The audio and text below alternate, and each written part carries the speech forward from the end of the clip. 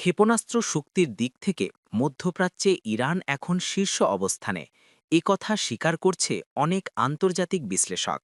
আর সেই কারণেই ইরানের ব্যালিস্টিক মিসাইল কর্মসূচি নিয়ে নতুন করে উদ্বেগ বাড়ছে যুক্তরাষ্ট্র ও ইসরায়েলের মধ্যে।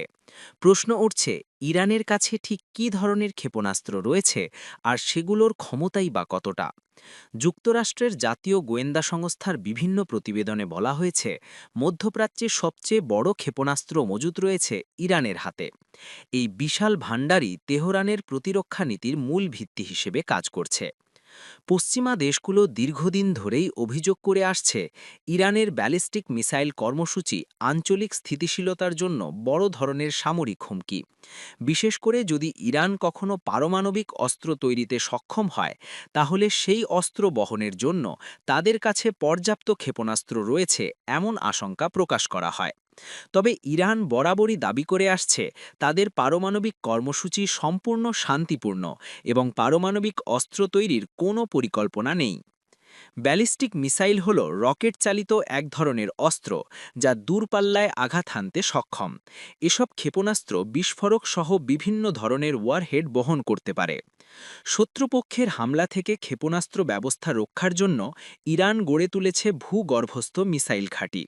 বিভিন্ন আন্তর্জাতিক প্রতিবেদনে বলা হয়েছে, রাজধানী তেহরানের আশপাশ সহ উপসাগরীয় অঞ্চলের কাছাকাছি এলাকায় এমন একাধিক ভূগর্ভস্থ কেন্দ্র রয়েছে যেখানে মোতায়েন আছে শত শত ব্যালিস্টিক মিসাইল। ইসরায়েলের বিরুদ্ধে সম্ভাব্য হামলার জন্য ইরানের অস্ত্রাগারে দূরপাল্লার একাধিক ক্ষেপণাস্ত্র রয়েছে বলে মনে করেন সামরিক বিশ্লেষকেরা। এর মধ্যে অন্যতম সেজিল মডেলের ব্যালিস্টিক মিসাইল, যার পাল্লা প্রায় ২,৫০০ কিলোমিটার পর্যন্ত বলে ধারণা করা হয়। এছাড়াও খোররাম শহর ও গাদর মডেলের ক্ষেপণাস্ত্র রয়েছে, যেগুলোর পাল্লা প্রায় ২,০০০ কিলোমিটার পর্যন্ত। ২০২৩ সালে ইরান প্রথমবারের মতো দেশীয়ভাবে তৈরি ফত্তাহ-1 নামে একটি হাইপারসনিক ক্ষেপণাস্ত্র উন্মোচনের দাবি করে।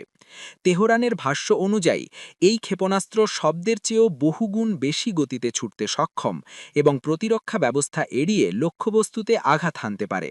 তবে এ ধরনের দাবি নিয়ে আন্তর্জাতিক মহলে এখনও বিতর্ক রয়েছে এবং স্বাধীনভাবে এসব সক্ষমতার পূর্ণ প্রমাণ প্রকাশ্যে আসেনি।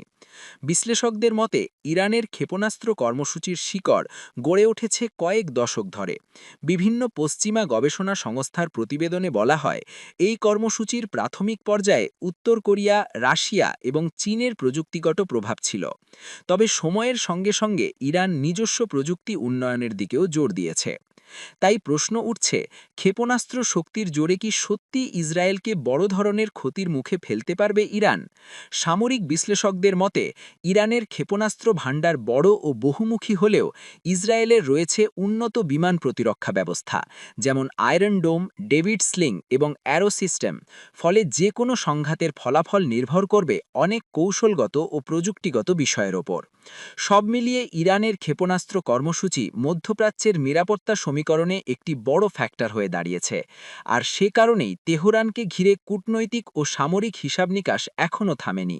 ভবিষ্যতে এই শক্তির ব্যবহার হবে প্রতিরক্ষায়, নাকি তা নতুন কোনো সংঘাতের সূচনা করবে, সেটিই এখন বড় প্রশ্ন।